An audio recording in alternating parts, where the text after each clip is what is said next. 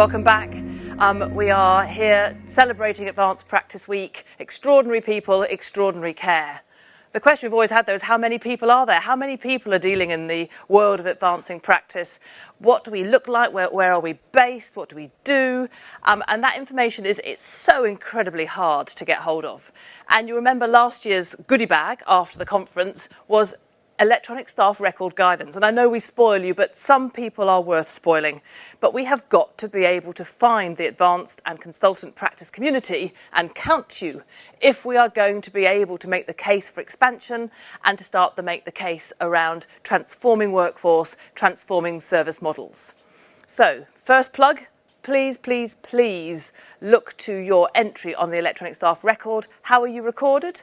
If you are Beverly, the advanced practitioner, but you're actually recorded as Beverly, the physiotherapist, what I'd like to see you recorded as Beverly, the advanced practitioner, physiotherapist. That way I can count you as a physiotherapist, and because that's your regulation, I can count you as an advanced practitioner, and we can then start to see some real move in the workforce. Clearly we can count our trainees, but actually I want to know on ESR, where are the trainees, where are the advanced practitioners, where are the consultants? And on our website, you will find there is clear electronic staff guidance.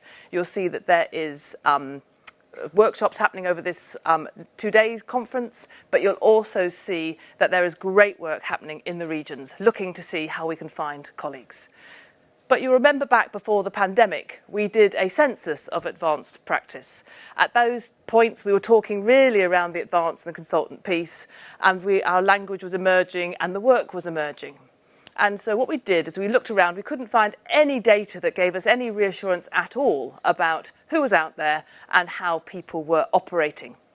And so we commissioned a big piece of work that was undertaken across England, quite a significant thing to do when you had no infrastructure, we had no faculties, we did nothing. But again, as ever, the community came forwards, offered their help, and we did an incredible job in challenging circumstances. And then colleagues at Nottingham University were kind enough to pick up the challenge for us to then look at that data and start to create for us the story of what advanced practice looks like in 2019. So we then start to build the evidence base, and we now start to move that work towards publication and really being able now to chart the progress of advanced practice. And it will never be so difficult again, but we start here and it's ever, we build from here together. So I have the absolute joy today of introducing Lauren and Amani from Nottingham University, who've had the joy as researchers of trawling through the weeds of what must have been the most incredibly huge data set. So I absolutely applaud the work that you've done, and we look forward to hearing the results. Thank you very much indeed. Thank you so much. Thank you all for joining us today. My name is Amani Al-Uraibi. I am a research associate at the University of Nottingham, and I am very pleased that today I will be presenting with my colleague Lauren about our study, the nationwide evaluation of the advanced clinical practitioner role in England on behalf of the whole team. Handing on to Lauren to introduce herself. Hi everyone, my name's Lauren Fothergill and I'm a research associate at the University of Nottingham. I worked alongside Amani and the rest of the team on this piece of research. So to start with, this is the outline of what we'll be talking about today. I will start with some background information and rationale for our study, and then I will go into the main aim and the specific objectives and the methods that we used for our study. Then Lauren will be talking about the results and the key findings, along with the very important recommendations and conclusion of our study. So to start with, as a reminder, or for those of you who are less familiar with the concept of ACP, it is the level of a practice that is applicable across various professions, including nursing, pharmacy, paramedics, occupational therapy, and other healthcare practitioners.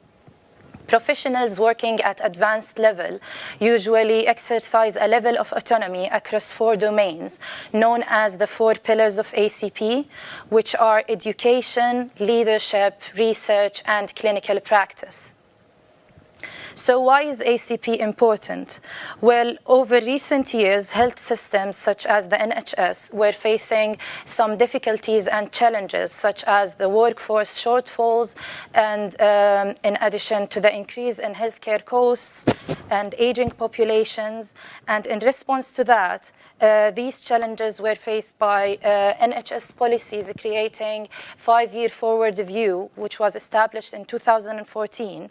And it aimed to improve the quality of care, the system's leadership, as well as to create a greater efficiency within the healthcare workforce. Afterwards, in 2017, HEE created the multi-professional framework, which set the scope for the ACP role and introduced the ACP pillars.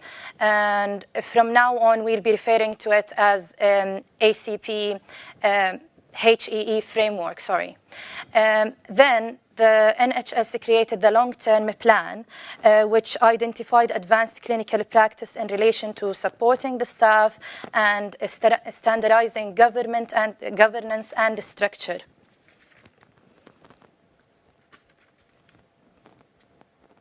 But yet there are some challenges faced within the ACP.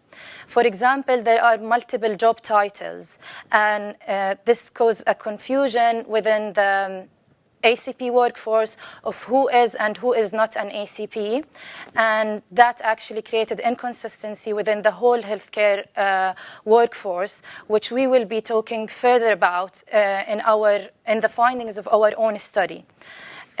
Also, the healthcare workforce modeling focuses on supply rather than demand. And by meaning of that, there might be difficulties in identifying the gaps within the NHS workforce. And this may lead to fragmentation or concentration in areas where the role is actually understood and where the actual skills might need to be utilized somewhere else.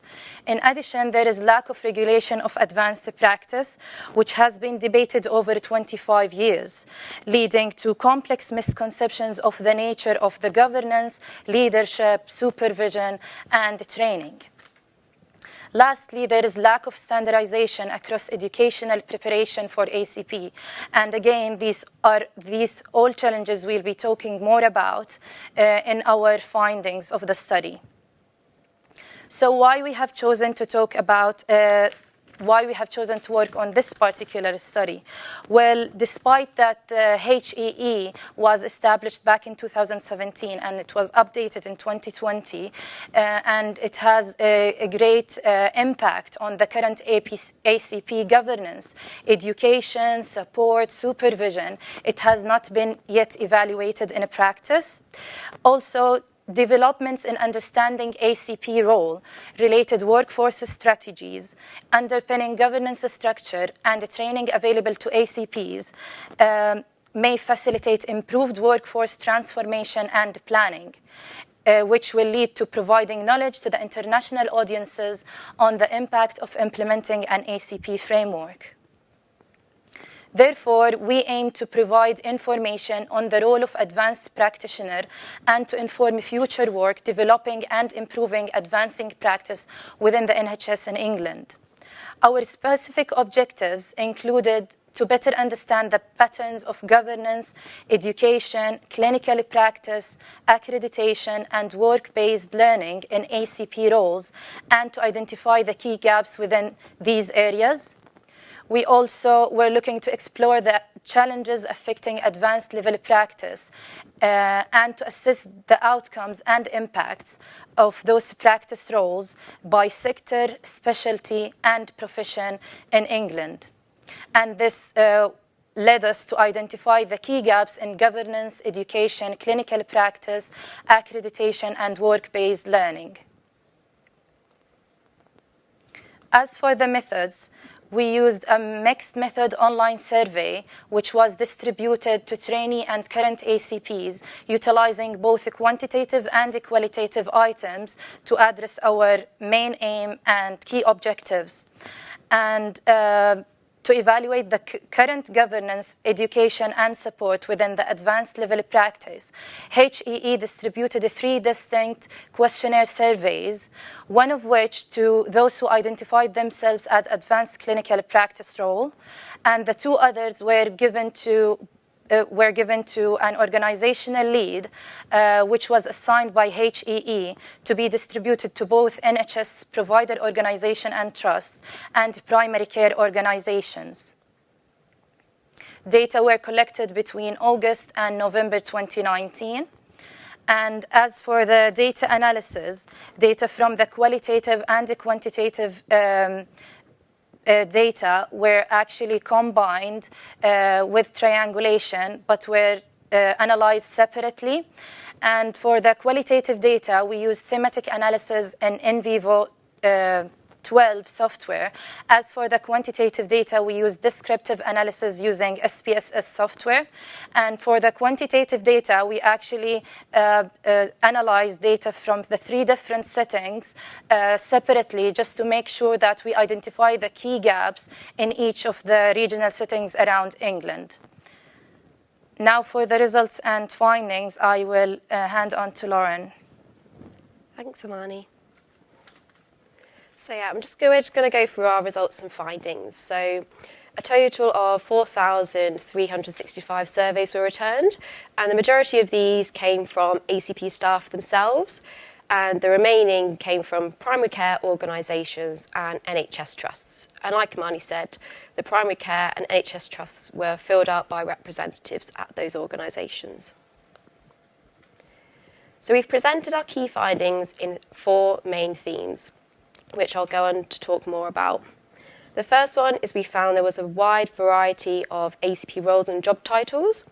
There was also quite a diversity in the education that ACPs had undertaken, with a wide variety of levels of supervision and support. We also found diversity in ACP governance structures, and also ACPs struggled with working in accordance with the HEE framework. So I'm just going to talk a bit about each theme in turn now. So this slide demonstrates the wide variety of job titles that we got back from the survey. So as Amani said, the ACPs that filled out this survey were people who identified and considered themselves as ACPs. As you can see, only some of these titles actually have the word advanced in them, so it can be quite confusing for employers and patients to who is actually an advanced clinical practitioner. Now, historically, the advanced clinical practitioner role developed quite organically to fill shortages in the NHS workforce. And this kind of led to the role being quite unregulated and ill-defined. And we found this in our study, that it's still quite a mixed bag. There's quite a wide variety of job titles. So what's the impact of the inconsistent job titles? Well, for the NHS trusts themselves, 1 in 5 trusts stated that the inconsistency in ACP job titles hindered their ability to map roles onto the HEE framework. And we have a quote from an NHS trust representative here. They said it's very difficult to know within an organisation who are actually working at the level of the multi-professional framework and who are not, because of all the different names and job titles for staff. It's a massive scoping exercise. Help to put together what should be in the scoping paperwork would be nice. Specifically for ACPs, the inconsistency in their job titles was found to contribute to a lack of recognition of the ACP role within the wider team. And this can kind of lead to ACPs feeling undervalued and not appreciated in the wider team, which may also lead to kind of issues with job retention down the line. Trusts called for further support to influence the strategic direction of ACPs and called for more support in mapping ACPs onto the HEE framework. And this was to improve consistency in their competencies. I'm going to move on to talk about the governance now. So across all of our surveys, so this is between ACPs, NHS trusts themselves and primary care settings, governance was seen as really important for the ACP role to embed it within the organisation. However, there isn't currently any standardised approach to ACP governance, So trusts were left to form their own governance structures for advanced practice, which led to significant variation in established governance approaches and definitions of ACP competencies across employers. So some trusts did take their own initiative and quite a proactive approach to form their own governance structures, but some trusts spoke of the barriers to forming governance structures, including time commitments, a lack of knowledge surrounding ACP competencies. So about 1 in 5 trusts spoke of the need for a standardised competency framework that could be applied across all specialties for ACPs.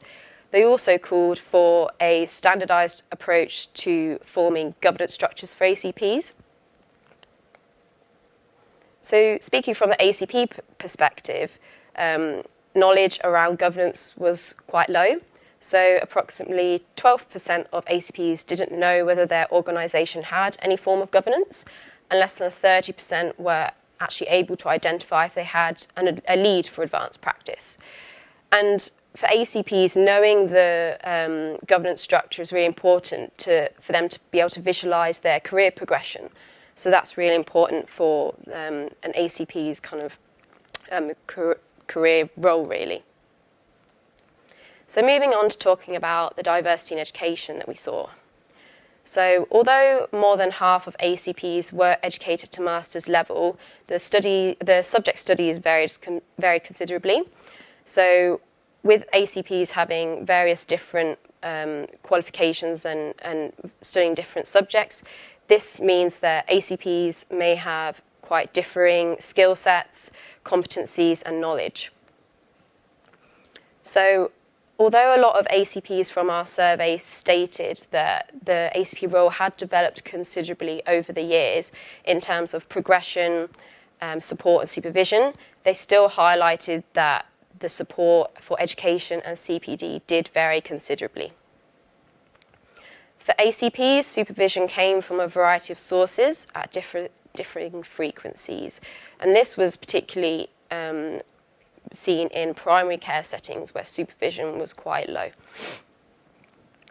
ACPs reported vast differences in the number of study days they actually received and financial support for them to complete their training.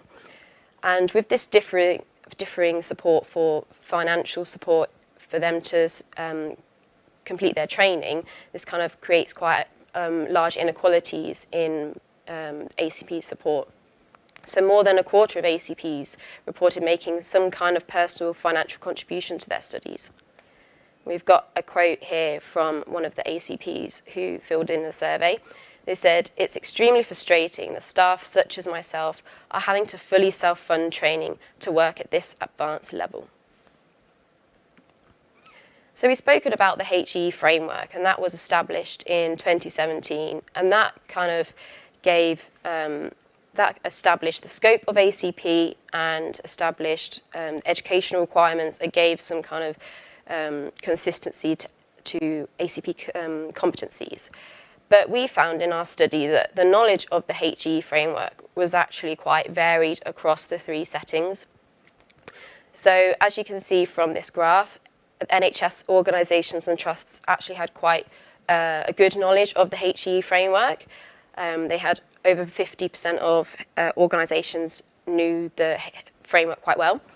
This really compares to primary care settings where over 16% had never even heard of the HEE framework, and only 10% of ACPs knew a great deal about it.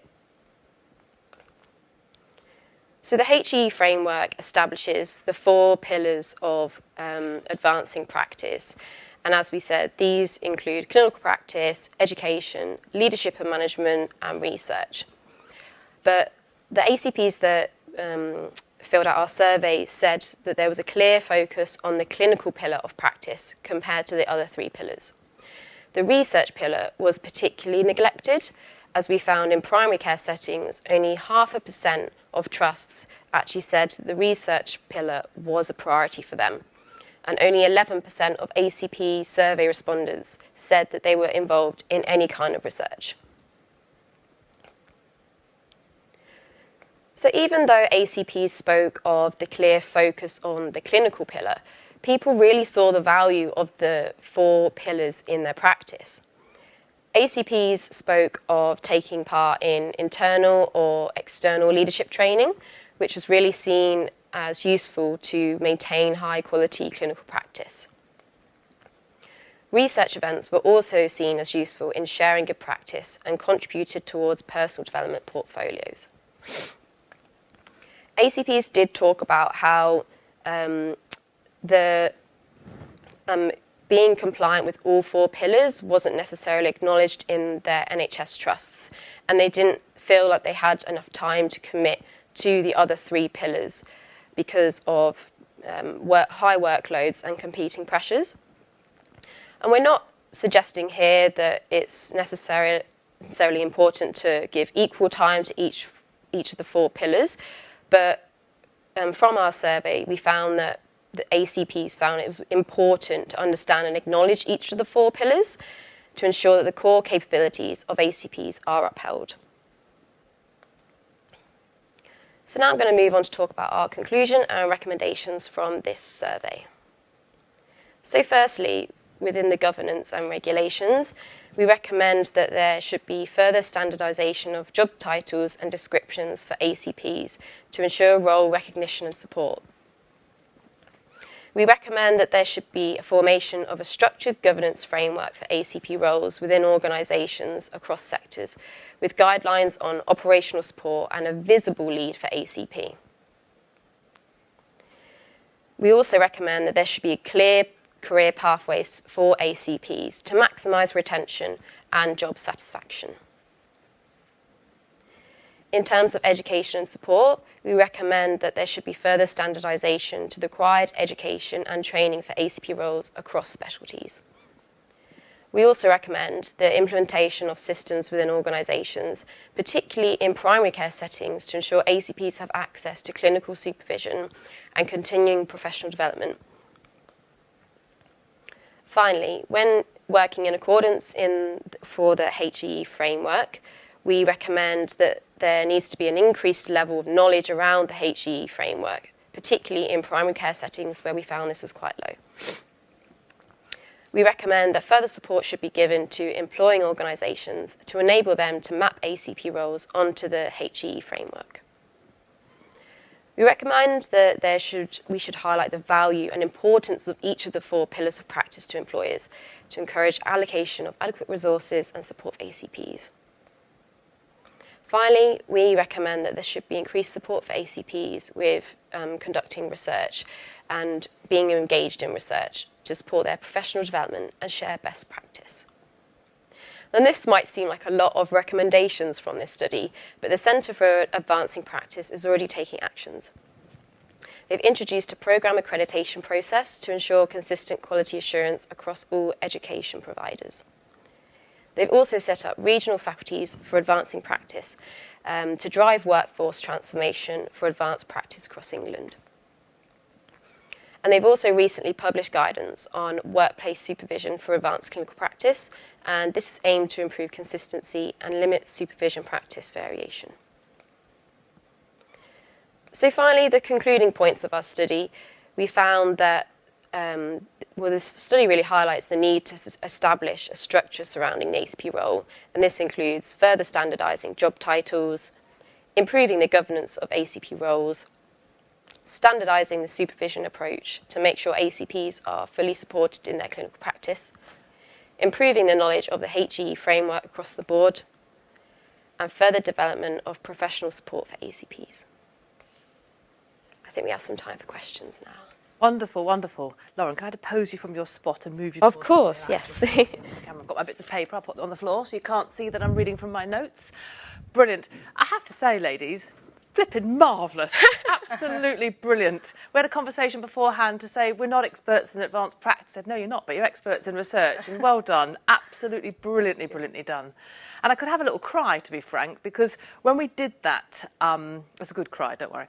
When we did the survey, well, the census back in 2019, we just could not believe how hard it was, particularly in primary care, to try and get the information out anywhere into primary care, to be frank.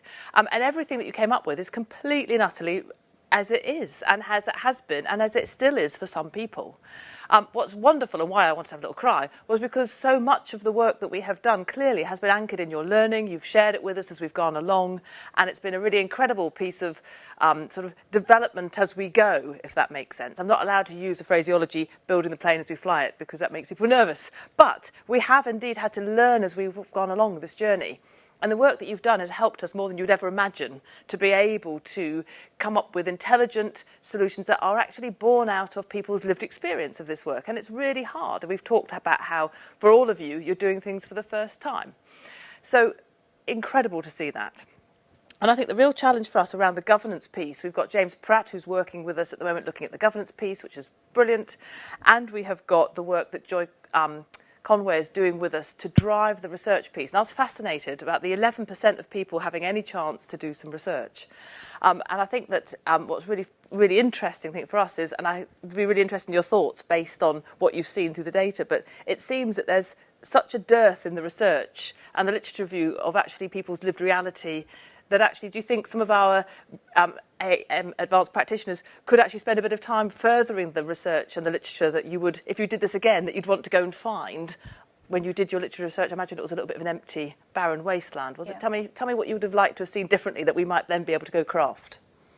Just to actually point that the 11% that you noted was actually from the NHS Trust, while for the primary care it was less than 1%, around 0.5%. So they all, like even in the free text responses, we've seen them, we've analyzed them. Most of them commented on how they really want to be more involved in research, but the fact that there's like the workload that they are involved in, as we already mentioned, the lack of standardization and the governance within the ACP role actually hinder them from doing that.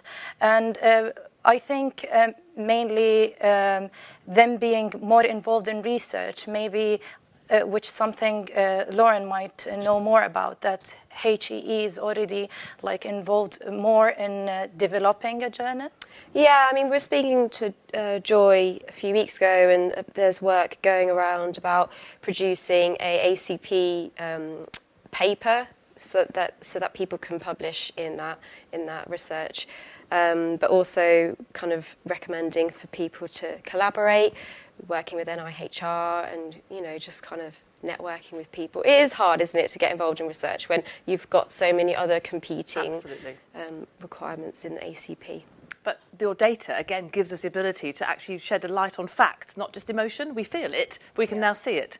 I think the magic for us then is about how do we really work in that space with people. And as you rightly say, the work that Joy is doing to help people who have done some research, write it up, make sure we're running writing workshops, and really starting to drive up our confidence. And it is about confidence, isn't it? You've got to be able to do the research really well and then stand here and tell 2,000 people what happened in the research. And it's actually quite a challenge, particularly for you guys who took on a secondary piece of work, because clearly Ipsos had done the original survey for us. So again, incredible. So colleagues on the who have come in from people watching, where can we find a copy of this report? Because actually this will be really, really helpful. And again, I imagine we're moving to publication, as we said at the beginning. Yeah. Talk to us about where we can find the information. So I don't think that that we can share the report, and it is now with... probably in my inbox, isn't it? Like everything else. Just to highlight that we already submitted our manuscript to BMJ Open. Well done. And hopefully soon it will be published. And of course, whoever wants to get to read this amazing work, we can, of course, share that with you either by email, or you can actually access it when it's actually published. Fabulous, fabulous. So the outputs will come out through publication. I imagine you have others cooking, have you? Have you other plans to publish, or is there anything? Have you done any other research, any other publications in this space? At this time, we're just focusing on sharing the main findings of the whole study, but I'm not quite sure in the future there might be people who want to focus on certain areas of that report, because as everyone saw, how many findings that we got to come across. Yeah, fantastic, fantastic. I think with the developments that the Centre for Advanced Practice is doing as well, it might be interesting to see the impact of those actions in 3 or 4 years' time. So definitely worth repeating this kind of research. Brilliant. And what we'll do is we'll make sure that once the report is out of my inbox, we will then be able to do some of the filleting of that for people, so we can share with you the key pieces of information and the references from the articles that come from that. So we've got the ability to really give you that, the evidence base that helps you go and have some of those really good conversations. I think the challenge for these roles is that they're predicated upon clinical delivery in clinical pathways. And we saw over the pandemic, as we reported last year at our conference, the incredible impact of the pandemic in helping people understand the opportunities of those 4 pillars of practice. They've seen the opportunity around education, they've seen the value of research, and they've seen the incredible impact of leadership as well as the clinical pillar. So I think it's really for all of us how we continue to build on that. And with an evidence base we can draw upon, it does change for us, as I say, the narrative from emotion to fact. And that's incredibly powerful powerful for us whilst we're building the evidence base and the business cases to get these roles done. So we get some other questions that have come in too. Really interested about the challenge of the job title, and the work that James is doing is to start to look, well, he's deep into the governance challenges of this work, really looking towards solutions. And there's been a lot published in the past around the challenge. Alison Leary, who was with us on Monday, has published in that space, as with Katrina, who was with us. Again, did you see any difference across any of the different, because we had primary care and we had the hospitals and then we had the practitioners themselves. Was there any sort of feeling about job titles from different audiences, or was it just a general, this is just too chaotic? We didn't really see any differences across the different NHS trusts or primary care. It was just, a wide variety of roles. And I don't know if I said, but that was only about half of them that were on that slide, because couldn't fit them all in. There were just so many different role types, and that was just consistent across all the 3 surveys that we did. Yeah, so. And that's the lived reality for colleagues. Everybody on this, if we had the 2,000 people all lined up, I dare say we probably have about 1,800 different versions of the same. And the other bit that's interesting was that, of course, the language that when we commissioned the work, we were using advanced clinical practice as being our language of the moment, and now we've moved to advanced practice, again, building on some of the learning from the survey, was that people said, well, I don't know, am I one? What is one? What does it look like? I'm not one of those, so I must not be one. And actually, clearly now we're moving to the consistent narrative, which is not a thing. It's a level of practice, and people move into that level of practice regardless of your profession, regardless of where you work. It's about advancing your practice to meet the definition of the 2017 framework. There's some interesting questions also around things that, again, have evolved since we did that work, looking at the first contact practice work in primary care and looking at how challenging it is to embed supervision into primary care and to support colleagues going into primary care new, but also those colleagues in primary care currently. Remind me, the response rate from primary care was small. We just really could not get that access, could we, to that community. Remind me, can you remember that? No, I'm not going to put you on the spot to remember the numbers. Give me a vague number, did we get very far into the primary care? So we got thousands from those who identified themselves as ACPs, but for the primary care it was in hundreds. Yes, that's a brilliant answer. Thank you. Sorry, it's a very horrible question to put you on. No, it's okay. Brilliant, thank you. And again, I think the challenge for us is there are so many more people in primary care working at an advanced level of practice. But your recommendation around how we help people and employers to recognise, am I one, am I not one, do I meet the threshold standards? So again, the work that we were talking about yesterday with the supported portfolio route, again, steps into beginning to help people to understand, how do I match myself against this framework? So it's just so nice to know that we're doing okay, we're on the right track. So you've made my day, ladies. Thank you very much indeed. Colleagues, could you scroll down any other questions that you might have lurking on the bottom of that chart for us? Otherwise, people get liberated for lunch. No, brilliant.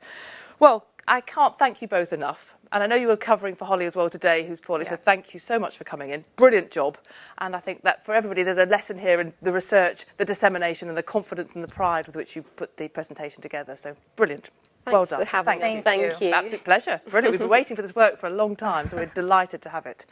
So, colleagues, it's lunchtime. What more could anybody want? We have an afternoon grappling with the issues that colleagues have spent the last 45 minutes talking to us about. So this afternoon we've got sessions looking at supervision and looking at governance and really giving you a chance to get into the weeds of those challenges and the opportunities and the solutions. And what's been fantastic is we have had so many questions from you all. They have all been filleted, looked at. The teams have had meetings over the last 24 hours to work through those and discuss them. So they have got some very, very, very well thought through and well organised answers this afternoon. So that's going to be how we spend our afternoon. We've also got the poster prize, so we're dealing with our research pillar. We are very serious about moving on our research commitment. So we'll have the research and the poster prize, and then we will at some point award the winner of the game, who will be the most competitive human on the planet. So there's a huge kudos that goes with this award, even if there is not a very good prize. So, lunchtime, we're going to reconvene back this afternoon. Please keep connecting with each other. You've still got the activity feed ongoing. You can still find a friend, somebody who shares the interests that you have. You can be really creative in that space. You can little message each other. You can video call with each other. You can connect. You heard from Caroline this morning. The super connectors are the people who are able to make real change happen for populations. So go forth and communicate. Go forth and find those colleagues who share your passion, share your challenges, and go concoct some solutions together. Have a nice lunchtime, and we'll see you this afternoon. Thanks ever so much.